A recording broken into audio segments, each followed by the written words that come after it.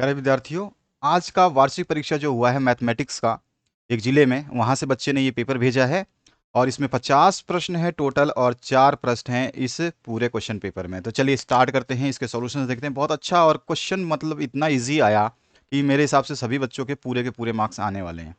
पहला जो प्रश्न है, अगर हम बात करें, निम्न में से कौन परिमेय संख्या है? परिमेय संख्या वो संख्याएं होती हैं जिनको हम p बाई क्यू के रूप में व्यक्त कर पाते हैं, और कंडीशन ये होती है कि जो नीचे वाली संख्या q होती है, यानी कि q कोई भी संख्या हो वो शून्य के बराबर ना हो, तभी वो परिमेय संख्या कहलाएगी। तो ये कंडीशन होती है एक परिमेय संख्या की।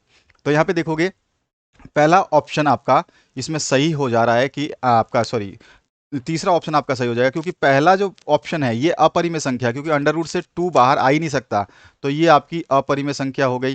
ठीक है, आप 23 का भी अंडर रूट नहीं निकाल सकते हैं, ये भी आपका अपरिमेय संख्या हो गई। और देखिए ये जो नंबर है 0.10, फिर 100, फिर 100, फिर 100 की जगह कितना आ जाता, 40 आ जाता। तो इस तरह से ये संख्याएं रिपीट नहीं हो रही, तो ये भी जो है आपकी अपरिमेय संख्या हो गई। अब देखिए ये सी ऑप्शन, अगर अंडर रूट 4 को हम निकालते हैं बाहर, तो आप जानते हैं 4 का अंडर रूट जो होता है, वर्गमूल जो होता है वो 2 आता है, और 2 जो है ये परिमेय संख्या होती है, क्योंकि हम 2 को जो है कैसे लिख सकते हैं, 2/1 लिख सकते हैं। अगर 2/1 लिखेंगे तो यानी कि p/q बन गया ये, और जहां पर q यानी कि नीचे वाली संख्या 0 के बराबर नहीं है, तो इसका मतलब सी ऑप्शन इसका बिल्कुल सही आंसर हो जाएगा। समझ में आ चुका होगा आपको। अगले क्वेश्चन की बात करते हैं। आप भी अगर अपना क्वेश्चन पेपर भेजना चाहते हैं तो उसका पीडीएफ जैसे इस बच्चे ने भेजा है, बना करके हमारे व्हाट्सएप नंबर 8469022568 पर भेज सकते हैं। ठीक है, पीडीएफ बना करके साफ सुथरा पहले पेज से अंतिम पेज तक अगर आप भेजना चाहें सॉल्यूशन के लिए, तो आप इस नंबर पर भेज सकते हैं। ये केवल आपको पेपर भेजने के लिए नंबर दिया गया है, इस पर कोई कॉल वगैरह का रिस्पॉन्स आपको नहीं मिलेगा, क्योंकि ये हेल्पलाइन नंबर नहीं है, केवल ये पीडीएफ आप भेज सकते हैं अपने सॉल्यूशंस के लिए। और जैसे ही आपका ये एग्जाम खत्म होगा 9th क्लास का, तो आप पहुंच चुके होंगे 10th क्लास में, और 10th क्लास में जो है हिस्ट्री पढ़ेंगे जब आप, सामाजिक विज्ञान यानी कि एसएसटी जब पढ़ेंगे, एसएसटी में आपके 3 पार्ट हैं, आपको पता ही है, पॉलिटिकल साइंस पढ़ेंगे, हिस्ट्री पढ़ेंगे, ज्योग्राफी पढ़ेंगे। तो उन सभी में जो हिस्ट्री आपका चैप्टर स्टार्ट होगा, और हिस्ट्री का जो हमने बनाया है यूरोप में राष्ट्रवाद का उदय, इसका पूरा वीडियो जो हमने बना दिया है, और ये वीडियो जो आप देखने वाले हैं जब मैं इसको अपलोड करने वाला हूँ, तो ये वीडियो जो है पूरा का पूरा जो है आपको मूवी हमने बना दिया है। इसको हमने चैप्टर को क्या बना दिया है, मूवी बना दिया है। तो ये मूवी जब आप देखेंगे तो आपको ये चैप्टर बिल्कुल आसानी से समझ में आ पाएगा। तो पहली बार यूट्यूब के इतिहास में होगा कि एक चैप्टर को मूवी के रूप में प्रकट किया जाएगा, जो कि आपके लिए पूर्ण संतुष्टि पूर्वक होगा। और उस वीडियो को जिसने देख लिया वो कभी भी यूरोप में राष्ट्रवाद का उदय, जो कि पूरे हिंदुस्तान के एक भी बच्चे जो है इसको पढ़ना पसंद नहीं करते हैं, पहली बार उसको पढ़ना पसंद करेंगे। क्योंकि जैसे बाहुबली आपने देखी है, बहुत सारी मूवीज़ देखी होंगी, तो उस तरह का ये मूवी बनाई गई है। और इसको जैसे ही आप देखेंगे और शांति से देखते हैं मूवी, आधे घंटे की मूवी बनेगी ये, तो आधे घंटे की मूवी अगर आप देख लेते हैं तो ये पूरा चैप्टर समझ में आ जाएगा। इस चैप्टर में से कोई क्वेश्चन उठा दे, चैप्टर में से कोई भी क्वेश्चन आप उसका आंसर भी दे सकते हैं आसानी से, और समझ में तो आएगा ऐसा जैसे कि आप कोई फिल्म देख रहे हैं। तो चलिए स्टार्ट करते हैं अगले क्वेश्चन को। यहाँ पे देखिए, निम्न में से रेखिक बहुपद है। रेखिक बहुपद का मतलब होता है जिस बहुपद की घात ना हो। यहाँ की देखिए, यहाँ पे एक्स स्क्वायर है, इसकी घात है, ये रेखिक नहीं हो सकता है। और रेखिक समीकरण जो है यहाँ पर देखिए 7x3, इसकी भी घात है, ये भी रेखिक नहीं है। और यहाँ पर भी देखिए x की घात तो नहीं है, लेकिन x फिर से एक बार दिया गया है, लेकिन इसकी भी घात है, तो ये भी रेखिक समीकरण नहीं है। समीकरण जो है आप देखिए x+1, यहाँ पर x की कोई पावर नहीं है यानी घात नहीं है, तो ये आपका रेखिक समीकरण हो जाएगा। तो द ऑप्शन इसमें करेक्ट हो जाता है। अगला जो प्रश्न है उसकी बात करते हैं। मूल बिंदु के निर्देशांक होते हैं, सभी को पता है। जब हम कोऑर्डिनेट की बात करते हैं तो हमारा कोऑर्डिनेट जो है कुछ इस तरह से होता है, जिसमें हमारा एक्स एक्सिस होता है और वाई एक्सिस होता है। तो ये हमारा ऊपर वाला जो है आपका सीधा वाला लंबवत जो है वो आपका वाई एक्सिस होता है, और जो आपका नीचे जो आपका अर्धवर्धार है, जो आपको जिसको हॉरिजॉन्टल लाइन बोलते हैं, ये आपकी एक्स लाइन है। और जब दोनों एक्स और वाई जहाँ पे काटती हैं, इस जगह पे मूल बिंदु बनता है, और इस मूल बिंदु के निर्देशांक हमेशा 0 और 0 होते हैं। यानी कि यहाँ पर कोई भी चीज़ जो रहेगी वो 0 ही 0 ही रहेगी, चाहे किसी भी कंडीशन में हो। तो यहाँ पे ए ऑप्शन इसका सही हो जाता है, मूल बिंदु के निर्देशांक जो है 0 और 0 होते हैं। इसके बाद जो नेक्स्ट क्वेश्चन है, बहुत अच्छा पेपर है, बहुत ही बेहतरीन पेपर है और बहुत ही मस्त पेपर है। इस पूरे पेपर को जब मैंने देखा तो मुझे बहुत खुशी हुई कि सारे बच्चे जो है इसमें से 80 में से 80 तो ला ही देंगे, और 80 में से 80 ना ला पाए तो 80 में से 70 तो लाने वाले हैं। अब देखिए यहाँ पर जो क्वेश्चन पूछा गया x plus Y equals to 4 का हल है, यानी कि x प्लस वाई जो समीकरण दी गई है ये 4 के बराबर आना चाहिए। तो हमें बताना है कि x और y का कौन सा मान इसमें लगाएंगे कि ये 4 आ जाएगा। तो हमारे को समीकरण में दिया गया है x प्लस वाई बराबर 4 होना चाहिए। तो अगर मैं यहाँ पे देखो x का मान अगर 1 रखूँ, पहले हम a की बात करते हैं, a में अगर x का मान हम यहाँ पे 1 रखूँ और प्लस में कितना है y जो है 3 है, तो y अगर मैं 3 रखूँ तो ये देखो 1 और 3 4 होता है। तो पहला ही ऑप्शन सही हो जाता है मेरा, बाकी ऑप्शंस देखने की जरूरत नहीं है। आप किसी को भी रखिए आपका 4 नहीं मिलेगा, ये 0 0 रखोगे 4 नहीं मिलेगा, 1 और 4 रखोगे तो 5 मिलेगा, जो कि संतुष्ट नहीं कर रहा है समीकरण को। और यहाँ पर भी 4 और 1 रखोगे तो भी ये दोनों जुड़ करके 5 मिलेंगे, जो कि हमारे को 4 ही मिलना चाहिए। तो हमारा जो आंसर हो जाएगा पहला ऑप्शन करेक्ट हो जाएगा, ए ऑप्शन इसका सही है। नेक्स्ट जो क्वेश्चन है उसकी बात करते हैं। यहाँ बोला गया है 62 डिग्री का पूरक कोण है। तो पूरक कोण जो होता है वो 90 डिग्री होता है, ठीक है। मतलब दो कोणों का योग अगर 90 डिग्री है तो ये पूरक उसका पूरक कोण कहलाएगा। तो यहाँ पे 90 डिग्री तो जो है दो कोणों का योग होता है। एक कोण आपको दे रखा है 62, तो दूसरा कितना होगा, तो इसमें से 62 माइनस कर दीजिए। तो 62 जैसे ही माइनस करेंगे तो कितना आ जाएगा आपका, देखेंगे 10 में से आपका ये 0 है, 0 को 10 लेंगे तो हमारा 10 में से 2 गया तो 8 बच गया। और यहाँ पे आपका 9 में से हमने हासिल ले ली थी तो ये 10 बना था, यानी कि 9 की जगह यहाँ पे 8 बचा हुआ है, 8 में से 6 गया तो 2 बचा, 28 डिग्री जो है इसका आंसर हो जाएगा। तो यहाँ पे जो है ए ऑप्शन करेक्ट हो जाएगा। नेक्स्ट जो क्वेश्चन है उसकी बात करते हैं। समकोण त्रिभुज में सबसे लंबी भुजा होती है। समकोण त्रिभुज सभी ने देखा है, चाहे आप किसी तरह से समकोण त्रिभुज बनाइए। अगर मैं आपको समकोण त्रिभुज बनाने की कोशिश करूँ तो इस तरह से एक समकोण त्रिभुज बनता है। और जो समकोण त्रिभुज होता है उसको समकोण इसलिए बोला जाता है क्योंकि इसका एक एंगल जो है ये वाला, कोई भी एंगल जो है 90 डिग्री का एक होता है। जो 90 डिग्री का होगा तो समझ लो वो त्रिभुज समकोण है। और इसमें सबसे लंबी जो भुजा है, सबसे लंबी भुजा जो होती है हमारी कर्ण होती है, जिसको हम हाइपोटेनस कहते हैं।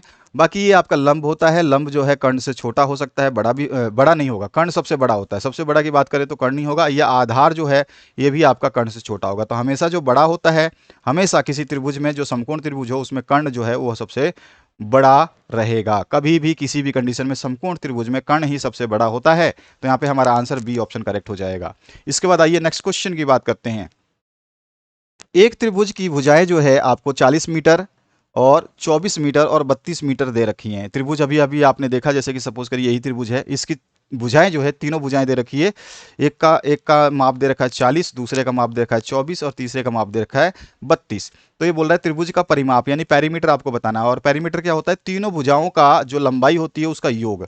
तो आप देखो पहली की लंबाई ये दे रखी है, दूसरी की लंबाई ये, तीसरे की लंबाई ये। अगर हम 40 प्लस में 24 कर दें और फिर आपका 24 के साथ में जोड़ना है हमारे 32 को, तो हमने 32 भी जोड़ दिया। अब इनको सभी को टोटल करेंगे तो 4 और 2 6 हो जा रहा है।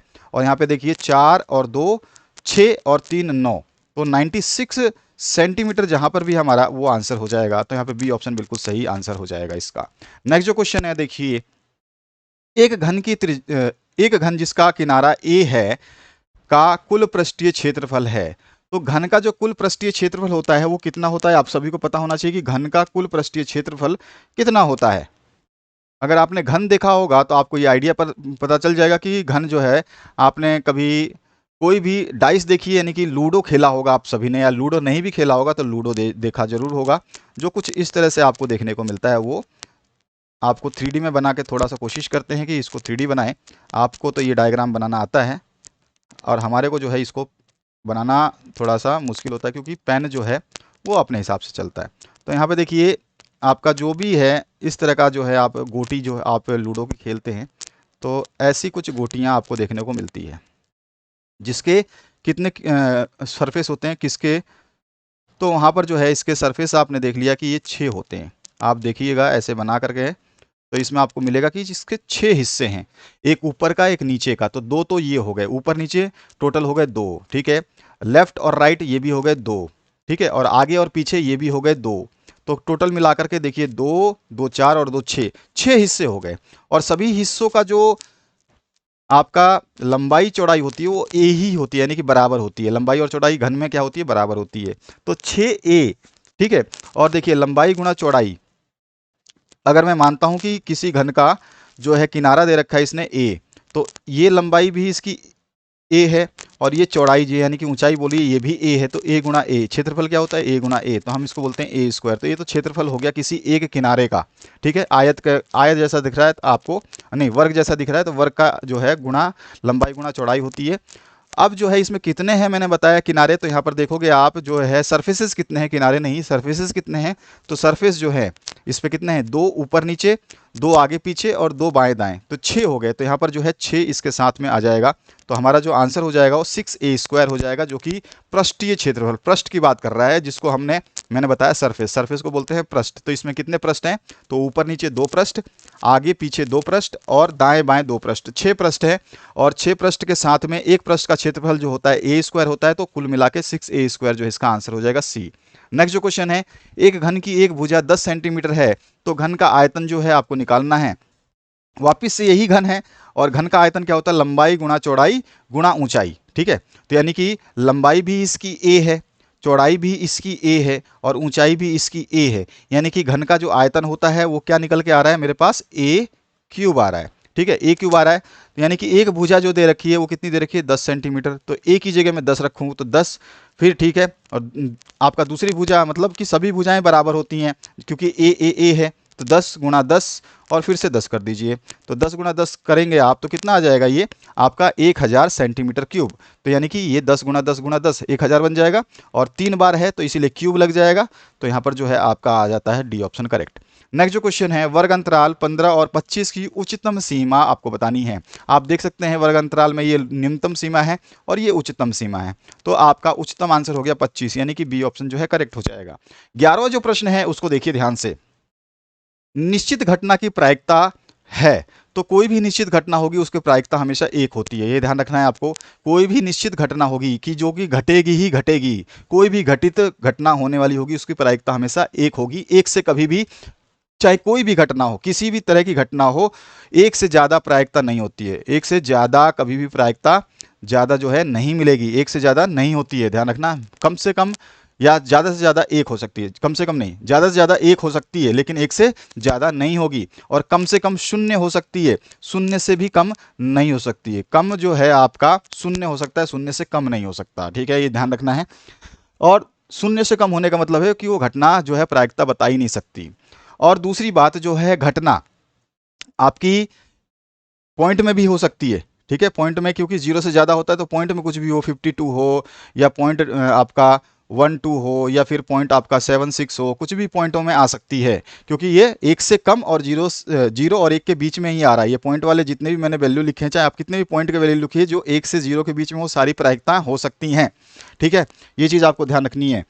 यहाँ पर देखिए 3/2 है, अगर आप इसको भाग दोगे तो ये 1 पॉइंट समथिंग आएगा। अगर 1 पॉइंट समथिंग का मतलब क्या है, 1 पॉइंट में आपका 1.3 आएगा, यानी कि ये प्रायिकता तो हो ही नहीं सकती है। दूसरी बात मैंने बताया, आप निश्चित घटना की प्रायिकता कितनी होती है, 1 होती है, और ये 1/2 है, ये भी हो सकती है, लेकिन यहाँ पर निश्चित लिख दिया है। निश्चित का मतलब होता है 1 ही हो सकती है, निश्चित मतलब फिक्स, और फिक्स हमेशा 1 होता है, ठीक है, 0 नहीं होगा, ये कम से कम होती है। तो ये चीज़ आपको ध्यान रखना है, तो 100 ऑप्शन इसमें करेक्ट होता है। आगे हम बात करते रहेंगे, प्रायिकता आप समझ जाएंगे, जो चीज़ें मैंने यहाँ बताई है इसको ध्यान से समझ लेना, सुन लेना।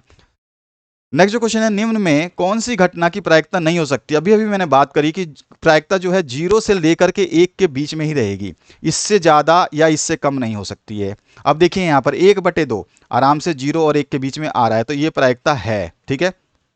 इसके बाद देखिए माइनस में, प्रायिकता कभी भी माइनस में नहीं हो सकती है, 0 से 1 के बीच में होगी, और 0 से जैसे ही कम जाएगी तो माइनस शुरू हो जाता है, आप जानते हो। तो यही हमारा आंसर हो जाएगा कि कोई भी प्रायिकता जो है नेगेटिव नहीं हो सकती, जिसका मान ऋणात्मक हो कभी भी प्रायिकता नहीं कहलाएगी, ठीक है। तो यहाँ पर जो है -1/2 है जो प्रायिकता नहीं हो सकती, बाकी 1/4 भी प्रायिकता हो सकती है, क्योंकि इसका मान जो है 0 से 1 के बीच में रहेगा, और 1 तो खुद प्रायिकता जो है निश्चित होती है इसकी। तो हमारा ऑप्शन जो नंबर बी सही हो जाता है। नेक्स्ट जो क्वेश्चन है, 0 एक खाली स्थान संख्या है, तो 0 जो है एक पूर्ण संख्या है। कैसी है, पूर्ण संख्या। अब पूर्ण संख्या कैसे है, तो देखिए किसी खेत में मान लीजिए गाय चर रहे हैं, वहाँ पे 4 चर रहे हैं तो मैं 4 बोलूँगा, ठीक है, 3 चर रहे हैं तो 3 बोलूँगा, 50 चर रहे होंगे तो 50 बोलूँगा, अगर कुछ नहीं चल रहा है तो क्या बोलूँगा, 0 बोलूँगा। तो 0 क्या हो गया, एक पूर्ण संख्या, अपने आप में एक मात्रा व्यक्त कर रही है, और मात्रा व्यक्त करने वाली संख्याएं पूर्ण संख्याएं कहलाती हैं, इसलिए 0 भी क्या है, एक पूर्ण संख्या है। और पूर्ण संख्या जो 0 है, इसकी एक खास बात और है, आपको बताता हूँ साथ साथ में, ना तो 0 सम है और ना ही 0 जो है विषम है। ये चीज़ आपको ध्यान रखनी है। शून्य ना तो सम है और ना ही विषम है, ये दोनों कैटेगरी में नहीं आता है। लेकिन कोई जबरदस्ती कहे कि सम होगा या विषम होगा तो शून्य हमेशा सम ही कहलाएगा। ठीक है, इसके बाद आइए नेक्स्ट क्वेश्चन पे। बहुपद जो है 5x³ प्लस में 4x² प्लस में 7x की घात जो है आपको बताना है। घात का मतलब है पावर, और जो सबसे ज्यादा पावर होगी वही इसका आंसर होगा। तो यहाँ पे देखिए 3 घात सबसे ज्यादा है, बाकी किसी घात जो है, इसकी घात 1 है जो कि दिखाई नहीं जाती है, इसकी घात 2 दिखा रहा है और इसकी घात 3 दिखाया है। तो सबसे हमारा आंसर क्या हो जाएगा, 3 घात जो होगी, तो इसका आंसर हो जाएगा 3। नेक्स्ट जो क्वेश्चन है 2x + y = 7 खाली स्थान चर वाला रैखिक समीकरण है। चर का मतलब होता है जिसके हमें मान ज्ञात करने हो। यहाँ पे देखोगे कि x भी दे रखा है और हमारे को y भी दे रखा है इस रैखिक समीकरण में, यानी कि 2 चर हमारे को दिखने को मिल रहे हैं कि हम x का भी मान निकाल सकते हैं और y का भी मान निकाल रख सकते हैं। इसका मतलब है हम कहेंगे कि ये 2 चर वाला रैखिक समीकरण है। ठीक है, अगर यहाँ पर x, y और z होता तो हम कहेंगे 3 चर वाला रैखिक समीकरण है, और z की जगह एक कोई a भी होता, b भी होता, तो इस तरह से आपके कितने चर हो गए, 1 2 3 4 5, पांचों के मान निकालने होते तो ये 5 चर वाला रैखिक समीकरण होता। लेकिन हमें समझना है कि हमारे 2 चर और 1 चर वाले रैखिक समीकरण ज्यादा हम पढ़ते हैं इस क्लास में, आगे पढ़ते जाएंगे, आगे समझते जाएंगे। नेक्स्ट जो क्वेश्चन है, x निर्देशांक को खाली स्थान कहते हैं। जो x निर्देशांक होता है इसको हम क्या कहते हैं, तो आप सभी को पता, मैं आपको यहाँ लिख देता हूँ, दोनों चीज़ आप समझ लेना। x का जो भी निर्देशांक होगा, यानी कि x के निर्देशांक को हम क्या कहेंगे, हम इसको कहेंगे आपका भुज, हम इसको भुज कहते हैं। तो यह ध्यान रखना है आपको, x के निर्देशांक को हम अपने दूसरे भाषा में क्या कहते हैं, भुज कहते हैं। ठीक है, और y का निर्देशांक अगर पूछ ले तो उसको क्या कहते हैं, हम उसको कोटि कहते हैं। ठीक है, तो ये आपको ध्यान रखनी है, आगे क्वेश्चन ऐसा देखने को मिलने वाला है आपको। देखिए, किसी घन में किनारों की कुल संख्या होती है। तो अभी अभी मैंने आपको एक घन बना के दिखाया था कुछ इस तरह से, और ये जो है घन है। ठीक है, आपने देखा होगा लूडो जो मैं आप बात कर रहा था, सिंपलेस्ट मैंने आपको चौक बॉक्स जो आपके बोर्ड पे लिखा जाता है, चौक बॉक्स भी है, वो घनी है, उसके सारी साइडें जो हैं बराबर होती है देखने में इस तरह से। अब देखिए इसमें किनारों की संख्या पूछी गई है। अगर किनारों की बात करें, ध्यान रखिए कोनों की संख्या नहीं पूछी गई है, किनारे और कोने। किनारे मतलब ये किनारा होता है, ये किनारा 1। ठीक है, ध्यान रखिएगा। अभी मैं इसको किसी भी लाइन से ड्रॉ करता हूँ। देखिए एक लाइन जो है, पहला एक किनारा, दूसरा किनारा, ध्यान रखिएगा, तीसरा किनारा, फिर चौथा किनारा, इसी तरह से नीचे भी 4 हैं। ठीक है, 5वां किनारा, छठा किनारा, फिर 7वां है, फिर 8वां है। 8 किनारे तो ऊपर नीचे हो गए।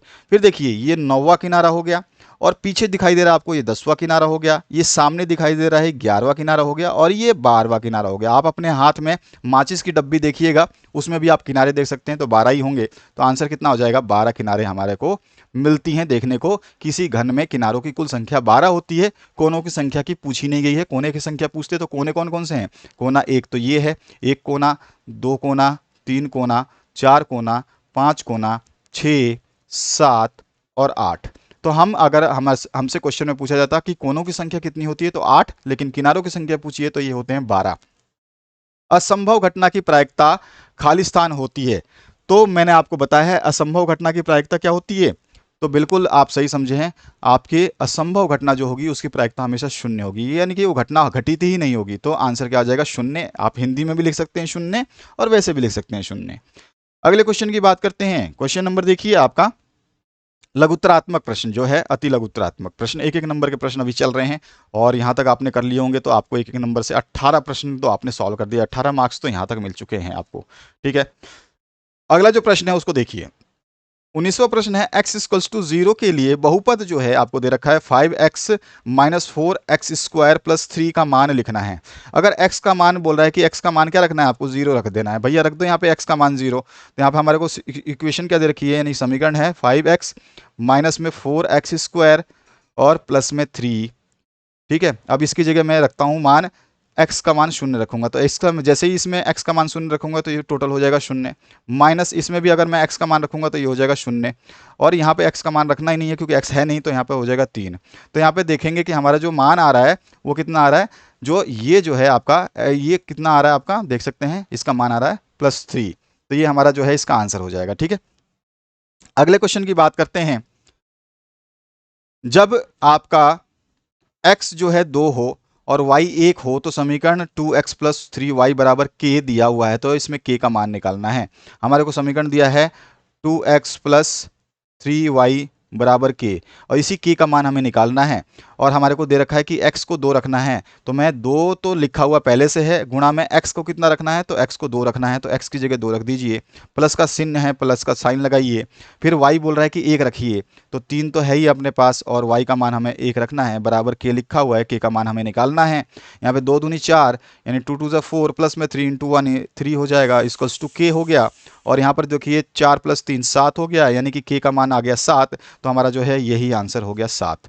इसके बाद जो नेक्स्ट देखिए क्वेश्चन में आपसे पूछा गया है निर्देशांक 2, -3 के भुज और कोटि लिखिए। अभी अभी मैंने आपको थोड़ा देर पहले समझाया था और आपको अच्छी तरह से पता चल चुका होगा कि जिसमें इसमें जो आपका जब भी ब्रैकेट में निर्देशांक दिए जाते हैं इस तरह से, तो जो पहला मान दिया जाता है हमेशा x का होता है और दूसरा मान जो होता है y का होता है। अब इसमें आप देख सकते हैं कि ये जो 2 है ये बता रहा है हमारे को x का मान, और जो आपको 3 दिखाई दे रहा है ये बता रहा है हमारे को y का मान। यानी कि मैं कह सकता हूँ कि जो आपकी भुज होगी जिसको हम x बोलते हैं ये होता है आपका भुज, और जो है y होता है इसको हम बोलते हैं कोटि। तो आप समझ सकते हैं कि भुज कौन सा है और कोटि कौन सा है। तो 2 हो गया भुज और -3 हो गया कोटि। तो इसने बोला कि भुज बताइए और कोटि बताइए, बस इतना ही लिखना है। तो भुज का मान जो है आप लिखोगे 2 और कोटि का मान लिखोगे आप -3। हो गया क्लियर। समबाहु त्रिभुज की परिभाषा लिखनी है। समबाहु त्रिभुज यानी इक्विलैटरल ट्रायंगल वो ट्रायंगल होता है जिसकी तीनों भुजाएं क्या हो, समान हो। आपने देखा होगा समबाहु त्रिभुज कुछ इस तरह से बनते हैं जिसके तीनों भुजाएं जो हैं समान होती हैं। और साथ ही साथ समबाहु त्रिभुज की एक और खासियत होती है कि इनके तीनों एंगल भी समान होते हैं, यानी कि कोण भी क्या होते हैं, बराबर होते हैं। तो हम कह सकते हैं समबाहु त्रिभुज उस त्रिभुज को कहते हैं जिसकी तीनों भुजाएं क्या हो, आपस में समान हो। बस यही हमारा आंसर हो जाएगा। नेक्स्ट क्वेश्चन जो है हीरोइन का सूत्र लिखना है। हीरोइन का सूत्र क्या होता है, तो बहुत ही सिंपल सा सूत्र है, आप सभी ने लिखा होगा, आप सभी को पता होगा। कुछ इस तरह से हम अंडर रूट में ले लेते हैं हीरोइन के सूत्र को और इस तरह से लिख देते हैं इसको, है ना। तो यहाँ पर जो हम सूत्र लिखते हैं ब्रैकेट के अंदर जो है सारे हमारे पास वैल्यू हो जाती हैं, बाकी खाली s बाहर रह जाता है। तो हम अगर मैं s को बाहर छोड़ दूं तो अंदर आता है s - a, यानी कि पहली भुजा s में से घटा देते हैं, गुणा में हम s में से दूसरी भुजा घटा देते हैं, और इसी तरह से गुणा में s में से तीसरी भुजा घटा देते हैं। तो a b c आपका तीसरी भुजा मान लेते हैं। तो ये आपका जो है अंडर रूट में ये आपका मान हो गया हीरोइन का सूत्र। अगर आप इसको फिर भी आप कॉमा में लिखना चाहें तो s का मान क्या होता है, तो s का मान आप लिख देंगे कि पहली भुजा प्लस में दूसरी भुजा प्लस तीसरी भुजा बटे में आप क्या कर देंगे यहाँ पर, तो बटे में आप जरूर बताइए, बिल्कुल सही समझ गए हैं, 2 कर देना है, ठीक है, 3 नहीं करना है। a + b + c बटे में 2 ये s का मान निकाल देता है, और जैसे ही s का मान निकाल लेंगे तो हम a का जो मान दिया है उसको घटा देंगे, s में से b का मान घटा देंगे, c का मान दिखा देंगे, और जैसे ही घटा करके जो मान आएगा उसको s से गुणा कर देंगे, अंडर रूट निकाल देंगे, आंसर आ जाएगा। नेक्स्ट जो क्वेश्चन है यहाँ पे केवल सूत्र पूछा है, मैंने आंसर निकालने की बात इसलिए बताइए कि इस तरह का क्वेश्चन आपसे पूछा जाएगा। एक गोला जिसकी त्रिज्या जो है r है, पृष्ठीय क्षेत्रफल बताइए। गोले का पृष्ठीय क्षेत्रफल जो होता है वो क्या होता है, तो हम कह सकते हैं कि गोले का पृष्ठीय क्षेत्रफल का सूत्र जो है आपको याद होना चाहिए, वो होता है 4πr²। ठीक है, पृष्ठीय क्षेत्रफल का फॉर्मूला क्या होता है गोले का, 4πr²। इसके बाद देखिए 7 सेंटीमीटर त्रिज्या है किसी की, यानी कि रेडियस दे रखा है, गोले का पृष्ठीय क्षेत्रफल निकालना है। अभी अभी मैंने आपको बताया पृष्ठीय क्षेत्रफल का फॉर्मूला होता है 4πr²। तो इसमें जब हम इसका 7 जो है r का मान दिया हुआ है, त्रिज्या का मान दिया हुआ है 7, अगर मैं लिख दूं तो यहाँ पे निकालने की कोशिश करते हैं, तो 4 गुणा में पाई का मान आप जानते हैं 22/7 लिखते हैं हम लोग, और जो है यहाँ पे r का स्क्वायर, यानी कि r 2 बार है। r स्क्वायर का मतलब होता है कोई भी संख्या का स्क्वायर होता है कि वो 2 बार गुणा हुआ है, यानी कि 7 का स्क्वायर करेंगे तो 7 × 7 इस तरह से भी लिख सकता हूं मैं। एक 7 से एक 7 कट जाएगा, बचा क्या, 4 × 22 × 7, तो 4 × 22 और गुणा 7 करोगे तो 22 × 4 88 हो जाता है। 88 गुणा में 7 करोगे तो 8 7 56 और 8 56 और 5 61, यानी कि 616 आपका जो है आंसर आ जाएगा, वो भी क्या, सेंटीमीटर स्क्वायर में, क्योंकि क्षेत्रफल की बात हो रही है, हमेशा क्षेत्रफल स्क्वायर में आता है। तो ये यूनिट लगाना मत भूलना, यूनिट के नंबर कट जाते हैं। अगला जो क्वेश्चन है उसकी बात करते हैं। एक शंकु की ऊंचाई दे रखी है आपको 16 सेंटीमीटर, आधार की त्रिज्या जो है 12 सेंटीमीटर, तो इसकी तिर्यक ऊंचाई आपको निकालनी है। और शंकु का जो तिर्यक ऊंचाई निकालते हैं हम, उसका एक फॉर्मूला होता है जिसको हम तिर्यक ऊंचाई यानी स्लांट हाइट को L से डिनोट करते हैं। L² का मान जो होता है वो हमारा होता है h², यानी कि जो ऊंचाई है प्लस में जो है आपका साथ साथ में त्रिज्या जो है उसका भी स्क्वायर कर देते हैं, और इन सभी का अंडर रूट में ले लेते हैं। ये आपका फॉर्मूला होता है। अब आपको देखो ऊंचाई दे रखी है, यानी कि h का मान आपको दे रखा है 16, आधार की त्रिज्या यानी कि r का मान दे रखा है 12, आपको L² यानी कि L निकालना है, स्क्वायर नहीं, स्क्वायर तो हम बाद में हटा देंगे। तो अब इस फॉर्मूले में L² बराबर आपको बताना है h का मान कितना है 16, तो 16 का स्क्वायर कर दीजिए, ठीक है, 16 का स्क्वायर हो जाएगा, प्लस में आप जो है r का स्क्वायर करिए तो ये 12 का स्क्वायर हो गया। अब जो है आप इसको अंडर रूट में ले लेंगे तो आपका जो है एल स्क्वायर का मान क्या आ जाएगा। अब 16 का अंडर रूट निकालिए, 12 का अंडर रूट निकालिए और जो है उसकी वैल्यू को जोड़ दीजिए और अंडर रूट का जो है आपके अंदर ही जो भी अंडर रूट की वैल्यू आएगी, 16 का स्क्वायर कितना होता है 256 हो जाएगा, ये आपका 16 का स्क्वायर। और 12 का स्क्वायर होता है आपका 144। स्क्वायर तो आपको कम से कम 20 की संख्याओं तक के याद होने चाहिए। 256 प्लस 144 करोगे तो ये आ जाएगा आपके अंदर अंडर रूट में 400 और ये मान है आपका एल स्क्वायर का। अंडर रूट में से 400 को बाहर निकालेंगे तो अंडर रूट 400 का मतलब हो गया कि आपका 20 का स्क्वायर हो गया, यानी कि 20 जो है अंडर रूट 400 का मान क्या आएगा 20। तो 20 जो है एल स्क्वायर का मान आया, एल स्क्वायर का मान जो मेरे पास आया कितना 20 आया हुआ है। तो यहाँ पे एल का जब एल का मान निकालूंगा तो स्क्वायर हटाऊंगा तो फिर से 20 का जो है अंडर रूट लग जाएगा और 20 का अंडर रूट जो है पॉइंटों में आएगा। आप इसको निकाल करके बता दीजिएगा कि इसका आंसर क्या होगा। इसके बाद आइए नेक्स्ट क्वेश्चन पे। यहाँ पे बोला एक घन का आयतन जो है 512 सेंटीमीटर क्यूब है। आयतन दे दिया है, घन की भुजा निकालनी है। घन का आयतन दिया है, ध्यान रखना है आपको। तो घन का आयतन जो मैंने अभी बताया था लंबाई गुणा चौड़ाई गुणा ऊंचाई होती है, यानी कि ए गुणा में ए होता है और इसका मान जो है आपको दे रखा है कितना 512। ठीक है, तो ए गुणा ए कितना हो गया ए क्यूब हो गया। तो ए क्यूब का मान दिया हुआ आपको 512। आपको एक भुजा बतानी है तो सबसे पहले क्या करना है, जैसे ही आप करोगे तो ए और ए का मान जैसे ही निकालोगे तो आपको जो है इसका क्यूब निकालना पड़ेगा, यानी कि ए बराबर क्या हो जाएगा 3 अंडर रूट में 512, क्योंकि आपको इसका घन वर्गमूल निकालना है। तो यहाँ पे जो है आप घन वर्गमूल निकालेंगे तो 512 को जो है मतलब पहले सबसे पहले क्या करिए इसके टुकड़े कर दीजिए। तो आप 512 का जब एलसीएम लोगे इस तरह से आप 512 को तोड़ोगे तो 2 से कटेगा ये आपका कितनी बार में 256 बार में। ठीक है, और फिर 2 से कट जाएगा ये, तो ये आ जाएगा इसका आधा 128 बार में। 128 का फिर से हम कर देंगे 2 से ही तो 64 आ जाएगा और 64 को फिर से 2 से कर देंगे तो आपका 64 का आधा कितना हो जाएगा 32 हो जाएगा। और फिर 32 को 2 से कर देंगे तो 32 का आधा कितना हो जाएगा 16 हो जाएगा। 16 को फिर से 2 से कर देंगे तो हमारे पास 8 आ जाएगा। 8 को फिर से 2 से कर देंगे तो 4 आ जाएगा। 4 को फिर से 2 से कर देंगे तो 2 आ जाएगा और फिर 2 से 2 को कर देंगे तो 1 आ जाएगा। यानी कि 2 देखने को मिल रहा है मेरे को, 1 बार 2 बार 3 बार 4 बार 5 बार 6 बार 7 बार 8 बार 9 बार 9 बार हमारे को मिला। तो मैं यहाँ पे कह सकता हूँ कि मैं यहाँ पे क्या लिख सकता हूँ कि ये जो है आपका 512 क्या आया कि इसका क्यूब रूट निकाला तो हमारे पास में ये आ गया आपके पास 2 गुणा में 2 गुणा में 2 गुणा में 2 गुणा में 2 गुणा 2 गुणा 2, तो ये हो गया 3 और 3 6 और 9 बार हमारे पास 2 आया हुआ है तो हम 9 बार जो है 2 लिख देंगे इसमें। तो ये सभी का मान जो है आप देख सकते हैं, इन सभी को गुणा करोगे तो 512 आ जाएगा। तो यही हमारे को जब हमारे पास ये टर्म बनती है जब इसका हमें क्यूब रूट निकालना होता है जिसमें हमारे को ए का मान निकालना है, तो ए का मान जब हम निकालेंगे तो ये क्यूब रूट आ जाएगा। ए बराबर क्या आ जाएगा, तो यहाँ पे देखिए 3 जोड़ों में से एक जोड़ा ले लेंगे तो अंडर रूट से बाहर आ जाएगा। इस तरह से 3 जोड़ों फिर से 3 जोड़े हैं, 3 जोड़ों में से फिर एक ले लोगे ये भी अंडर रूट से बाहर आ जाएगा और फिर 3 जोड़ों में से एक ले लोगे ये भी अंडर रूट से बाहर आ जाएगा। गुणा करोगे तो 2 गुणा 2 4 दुनिया 8, तो 8 जो है इसका आंसर आ जाएगा सेंटीमीटर में। ठीक है, तो ये आपका आंसर हो गया 8। तो यहाँ पर इसका मान क्या आ जाएगा आपका घन की भुजा का 8 आ जाएगा। अगला जो प्रश्न है इसमें बोला गया आंकड़ों का बहुलक निकालना है। बहुलक का मतलब हो गया वो संख्या जो इसमें सबसे ज़्यादा बार आई हुई है। तो आप मुझे बताना कि वो संख्या कौन सी है जो इसमें सबसे ज़्यादा बार आई हुई है। कमेंट सेक्शन में कमेंट कर सकते हैं। अगला जो क्वेश्चन है एक पासे को एक बार फेंका जाता है तो सम संख्या आने की प्रायिकता क्या है। एक पासा जो है आपने लूडो देखा होगा, उस पर 2 सम संख्या होती है, उसके बाद में 4 सम संख्या होती है, उसके बाद में 6 सम संख्या होती है। और आप जानते हैं कि प्रायिकता निकालने का क्या है परिणाम, यानी कि क्या है सूत्र। तो हम कहते हैं कि संभावित परिणामों की संख्या, संभावित परिणाम बटे में कुल परिणाम।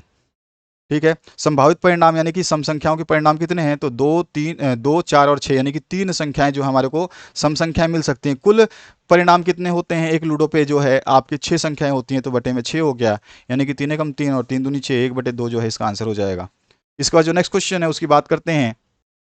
अब इसी तरह से अगला जो प्रश्न है एक सिक्के को एक बार उछाला जाता है तो चित आने की प्रायिकता। आप सिक्के को उछालेंगे तो या तो चित आएगा या तो पट आएगा, यानी कि 2 चांसेस हैं। और आपसे पूछा गया है कि चित आएगा, तो चित आने की प्रायिकता कितनी है, एक बार ही आ सकता है चित अगर एक सिक्के को उछालते हैं। लेकिन परिणाम कितने हैं टोटल कि चित भी आ सकता है और पट भी आ सकता है, तो बटे में 2 हो गया, यानी 1/2 इसका आंसर हो गया। तो ये बहुत सिंपल सा क्वेश्चन था। अगला जो क्वेश्चन है देखिए यहाँ पर इसमें बोला गया है 64 की पावर 1/2 को सरल करना है तो 64 की पावर 1/2 है। सबसे पहले इस तरह का कोई भी संख्या हो चाहे कोई भी क्वेश्चन हो तो सबसे पहले जो संख्या दे रखी है उसको तोड़िए, यानी कि उसका ले लीजिए एलसीएम। एलसीएम यानी लघुत्तम समावर्त, तो 64 को आप 2 से करिए तो 2 का हो गया 32, ठीक है। और फिर आप इसको 2 से करेंगे तो हो जाएगा 16, फिर आप 2 से करेंगे तो ये हो जाएगा आपका 8, और फिर आप 2 से करेंगे तो हो जाएगा 4, और फिर 2 से करेंगे तो आपका हो जाएगा 2। यानी कि ये सारा कटते हुए आपका लास्ट में जो है 1 आ गया। तो 2 कितनी बार आया, 1 बार, 2 बार, 3 बार, 4 बार, 5 बार, 6 बार, यानी कि 2 की पावर जो है 6 लिख सकते हैं आप इस 64 को। और इसकी पूरे की घात दे रखी है 1/2, यही हमारे क्वेश्चन में दिया गया है। यानी कि हम कह सकते हैं कि 2 की घात जो 6 है, और घात जो होते हैं आपस में क्या हो जाते हैं, गुणा हो जाते हैं। तो 2 से काट दीजिए, 2 एकम 2 और 2 तियां 6, तो 2 की पावर अब बची कितनी, 2 की पावर बची 3, यानी कि 2 गुणा 2 गुणा 2 कितना हो गया, 2 दूनी 4 दूनी 8, तो 8 जो है इसका आंसर आ जाएगा 64 की पावर 1/2 को, 2 का। और आकृति को देख करके आपको बताना है निम्न प्रश्नों के उत्तर, जिसमें पूछा गया निर्देशांक -3 और -5 द्वारा पहचाना गया कौन सा बिंदु है। तो -3 और -5 जहां लिखा है उसको हम देखेंगे। तो देखिए यहाँ पर -3 तो ये रहा और -5 ये रहा, तो पहचाना गया बिंदु जो है ए हो जाएगा। तो पहले का आंसर तो ए हो गया। दूसरा जो है बी के निर्देशांक आपको बताना है। बी देखिए यहाँ पर कहाँ दिया गया है, तो बी दिया गया है ये, इसके निर्देशांक। सबसे पहले हम निर्देशांक, मैंने आपको बताया है कि इस तरह से हमारा निर्देशांक लिखते हैं। तो इसमें पहला मान y का आता है, x का आता है, और दूसरा मान y का आता है। तो यहाँ पे देखिए x एक्सिस जो होती है इस पर हमारे को 6 दे रखा है, तो पहला मान तो इसका 6 आया, और y एक्सिस पे ये आया है 2, तो कॉमा में 2, तो हमारा आंसर आ गया 6,2 जो है इसके निर्देशांक हो गए 6,2। इसके बाद जो है आपका सी भुज, सी का भुज बताना है। तो सी जो देखिए, सी पर मैंने आपको बताया है कि जो है पहली संख्या जो x का मान होता है उसको हम बोलते हैं भुज, और दूसरी जो संख्या होती है y का मान उसको बोलते हैं हम कोटि। तो हमारे पास देखिए x का मान जो है और y का मान क्या है, आपको समझ में आ जाएगा भुज क्या है। सी पर भुज देखिए, तो सी ये रहा, और सी पर x का मान कितना है, तो सी पर x का मान 2 है, तो 2 हमारा जो है इसका भुज हो गया। इसके बाद देखिए डी की कोटि बतानी है, यानी कि डी पर वाई का मान बताना है। वाई को हम कोटि बोलते हैं। तो डी देखिए ये रहा डी, और इसका वाई मान कितना है, वाई का मान है 3, तो हमारे पास आंसर आ जाएगा इसका 3। तो इस तरह से ये बहुत ही सिंपल क्वेश्चन पेपर था, और बहुत ही बेहतरीन जो बेसिक क्वेश्चंस बोले जा सकते हैं वो पूछे गए हैं। बेसिक मतलब कि आपका नॉलेज कितना सही है, आपने कितना अच्छे तरीके से पढ़ा है। यहाँ पर जो है आकृति दे रखी है, इसमें पी क्यू समानांतर दे रखा है एस टी के। एंगल पी क्यू आर का मान 110 डिग्री और एंगल आर एस टी का मान 130 डिग्री है। तो angle Q R S, angle Q R S, यानी कि ये एंगल आपको बताना है। अगर मैं इसको आपको सिंपली ऐसे बता दूं कि ये दोनों लाइनें समानांतर है, अगर समानांतर लाइन, ये मान लो कि ये लाइन जो है समानांतर है, अगर इस समानांतर लाइन को मैं इस तरह से बढ़ाऊं, ये लाइन सीधी आपकी समानांतर है, किसके समानांतर है, तो पी क्यू के समानांतर है। तो पी क्यू को भी बढ़ा देते हैं, तो इस तरह से ये बढ़ा दिया, ठीक है। आप समझ लीजिएगा, थोड़ा सा बहुत ही आसान तरीके से बताने वाला हूँ मैं। आपको अच्छी तरह से पता है कि ये वाला जो कोण होगा यहाँ पर एस पे, वही कोण यहाँ पर भी आपको 130 डिग्री का ही देखने को मिलेगा। तो ये भी आपका 130 डिग्री है। और यहाँ पर जो ये मान दिखाई दे रहा है आपको, अब ध्यान दीजिएगा कि यहाँ पर जो ये टोटल मान होता है 130 तो ये है ही, और 130 से आगे जो ये टोटल मान होता है ये कितना होता है, 180 होता है। तो 180 में से 30 निकाल देंगे तो अंदर वाला मान कितना आ गया, यहाँ पे 50 डिग्री आ गया, ठीक है। और यहाँ पर देखिए 110 दे रखा है, और ये टोटल मान यहाँ से यहाँ तक का कितना होता है, तो 180 डिग्री होता है। तो 110 माइनस करेंगे 180 में से, तो यहाँ पे आ गया आपके पास में 70 डिग्री। तो ये टोटल एंगल आप त्रिभुज जो है, किसी भी त्रिभुज का जो एक एंगल जो है 70 है, दूसरा एंगल जो है 50 है, तो तीसरा एंगल आप निकाल सकते हैं। दोनों एंगलों का योग जो है 180 में से घटा देंगे, तो आप जो है इसमें से माइनस कर देंगे 70 प्लस में 50 करके। तो यहाँ पे देखिए 180 माइनस 70 और 50 120, तो घटाएंगे तो 60 डिग्री जो है इसका आंसर आएगा। सीधा सीधा आर का मान जो है, यानी कि एंगल आर एस टी, नहीं सॉरी, क्यू आर एस जो है उसका मान क्या आ जाएगा, क्यू आर एस का मान जो है 60 डिग्री आ रहा है। मैंने बहुत सिंपल तरीके से आपको बताया है, कुछ भी इसमें टेंशन लेने की जरूरत नहीं है। नेक्स्ट जो क्वेश्चन है, 60 डिग्री के माप के कोण की रचना जो है प्रकार और पटरी की सहायता से करनी है। आसानी से कर सकते हैं। एक त्रिभुज का क्षेत्रफल ज्ञात कीजिए जिसकी तीनों भुजाएं जो है ये दे रखी है, ये दे रखी है, ये दे रखी है। अभी मैंने आपको हेरोन का सूत्र बताया था, हेरोन का सूत्र लगाइए और उसमें बताइए। मैंने आपको बता दिया है एस बराबर जो है ए प्लस बी प्लस सी होता है बटे में 2। तो आपका ये ए है, ये बी है और ये सी है, तो एस का मान निकल जाएगा। और फॉर्मूला आपको मैंने अंडर रूट वाला बता ही रखा है, उसमें एस का मान आप निकाल ही लोगे। उसके बाद ए का मान आपको दे ही रखा है, बस रखिए और निकाल दीजिए। एक लंब वृत्तीय शंकु का वक्र पृष्ठीय क्षेत्रफल ज्ञात कीजिए जिसकी तिर्यक ऊंचाई जो है आपको दे रखी है कितनी, 10 सेंटीमीटर। तिर्यक ऊंचाई का मतलब एल दे रखा है आपको, और आधार की त्रिज्या यानी कि आपको आर दे रखा है 7 सेंटीमीटर। अब देखिए यहाँ पर क्या बोला है, वक्र पृष्ठीय क्षेत्रफल आपको बताना है, किसका, शंकु का, ठीक है। तो शंकु का जो वक्र पृष्ठीय क्षेत्रफल होता है वो क्या होता है, आपको पता होना चाहिए कि शंकु का जो वक्र पृष्ठीय क्षेत्रफल होता है वो होता है पाई आर एल, पाई आर एल जो है इसका फॉर्मूला होता है। अब इसमें देखिए आपको एल दे रखा है, आर दे रखा है, तो एल और आर का मान रखिए, आपका आंसर आ जाएगा। नेक्स्ट जो क्वेश्चन है, 14 सेंटीमीटर व्यास वाले गोले का पृष्ठीय क्षेत्रफल आपको निकालना है। अच्छा, शंकु का अगर आयतन पूछे तो ये तो आपको मैंने वक्र पृष्ठीय क्षेत्रफल बताया है। ये फॉर्मूला होता है वक्र पृष्ठीय क्षेत्रफल का। अगर आयतन पूछ ले तो आयतन का फॉर्मूला क्या होता है, तो 1/3 पाई आर स्क्वायर एच होता है। ध्यान रखिएगा, इसमें ऊंचाई नहीं दे रखी है तो ऊंचाई आपको निकालनी होगी। तो ध्यान रखना है कि जब भी आपसे क्वेश्चन पूछे तो फॉर्मूला अगर याद है तो आप आसानी से क्वेश्चन को सॉल्व कर सकते हैं। 14 सेंटीमीटर व्यास वाले गोले का पृष्ठीय क्षेत्रफल आपको निकालना है। तो गोले का जो पृष्ठीय क्षेत्रफल होता है वो क्या होता है, आप अच्छी तरह से जानते हैं। अभी अभी मैंने ऊपर पहले आपको बता दिया था, तो उसको मुझे ज़रूरत नहीं है दोबारा बताने के लिए। गोले का पृष्ठीय क्षेत्रफल 4 पाई आर स्क्वायर होता है, ये मैंने आपको बता दिया है।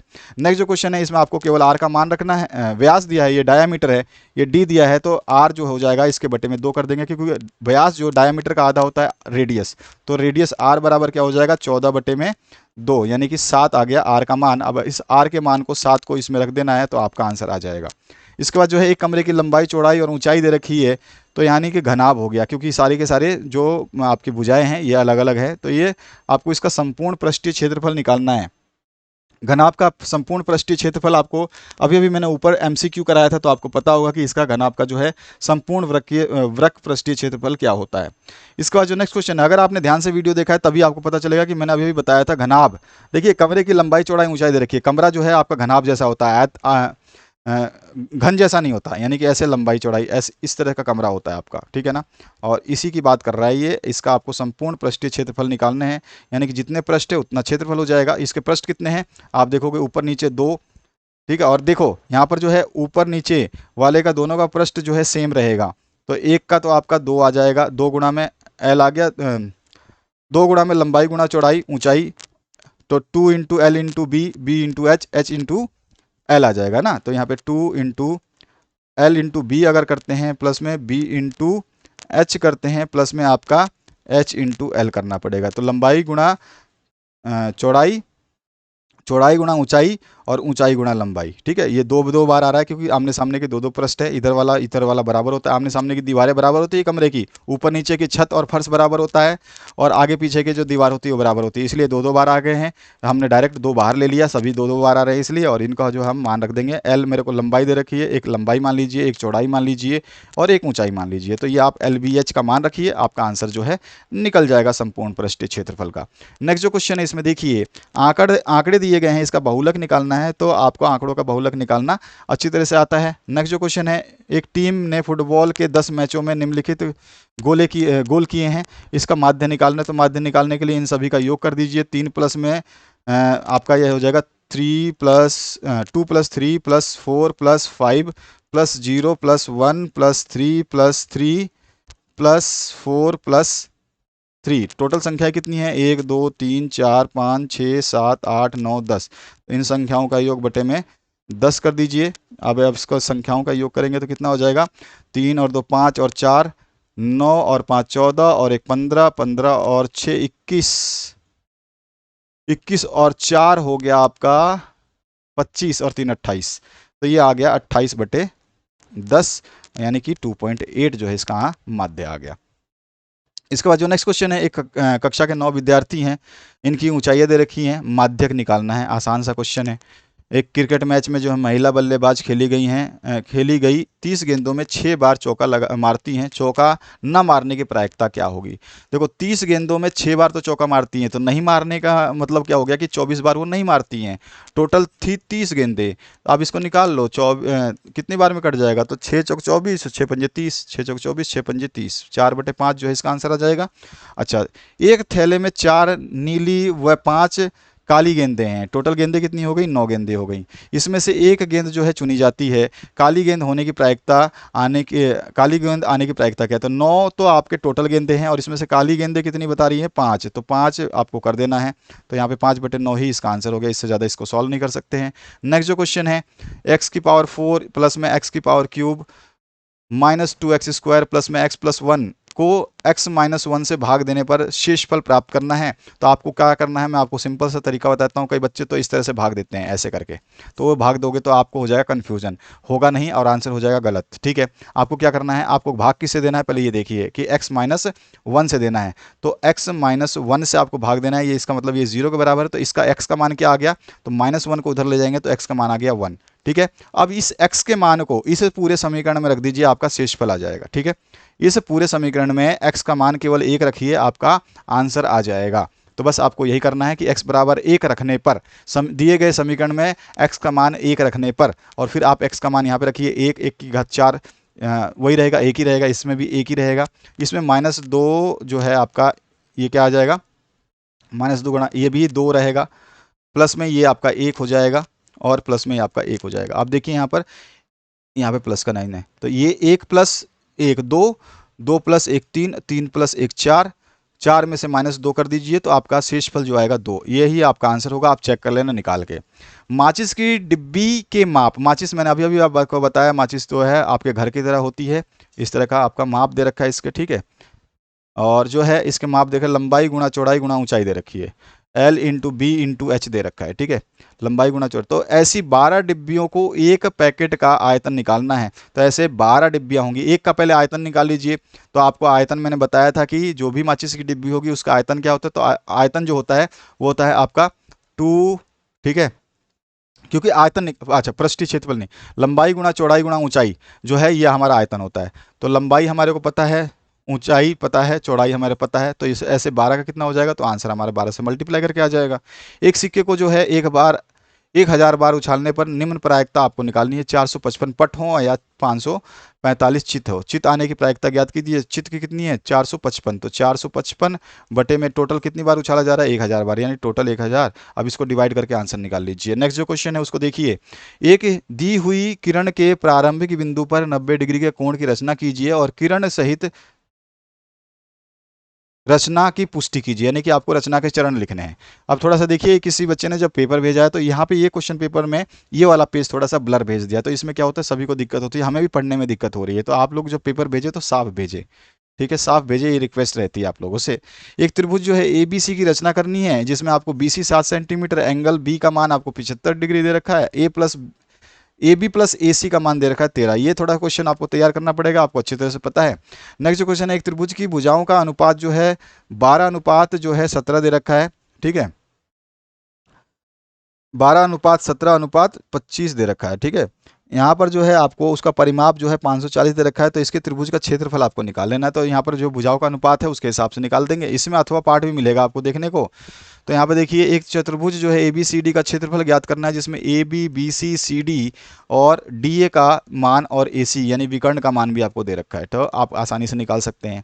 इसके बाद में दिए गए राज्य के विधानसभा चुनाव में जो है राजनीतिक पार्टियों द्वारा जीती गई सीटें दे रखी हैं यहाँ पर। तो पार्टी को जो नाम दे दिया, party A B C D E और F, इस तरह से आपको जो है टोटल 6 पार्टियां दे रखी है, इनकी जीते गई सीटों को यहाँ पे दिखा दिया गया है। ठीक है, तो इन्होंने और इसमें क्या बताना है आपको, आलेख बनाना है, बस सिंपल सा आलेख बनाना है, बार डायग्राम बना देना है।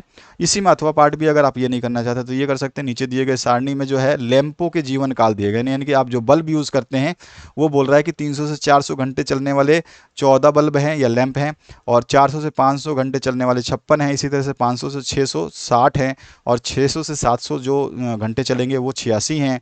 700 से 800 घंटे जो चलेंगे वो 74 हैं, और 800 से 900 चलेंगे वो 62 हैं, 900 से 1000 चलेंगे वो 48 हैं। तो आपको बताना है कि आयत चित्र द्वारा जो है सूचनाओं को निरूपित, इसमें भी आपको बार डायग्राम ही बनाना है। ठीक है, तो बार डायग्राम इसमें भी बनाना है, बार ग्राफ बोलते हैं जिसको। तो ये आपका आंसर हो गया। और आपने इससे बहुत कुछ सीखा होगा मेरे हिसाब से, और ये पेपर जिसने भी किया होगा बहुत ही बिंदास किया होगा, और सभी के मेरे हिसाब से 70 से तो ऊपर आएंगे आंसर। तो यहाँ पर इस पेपर को देख करके आप अपने आपको प्रिपेयर करिए। बाकी आप अपने जिले का पेपर हमेशा भेज सकते हैं सॉल्यूशंस के लिए। Thank you very much, have a good day.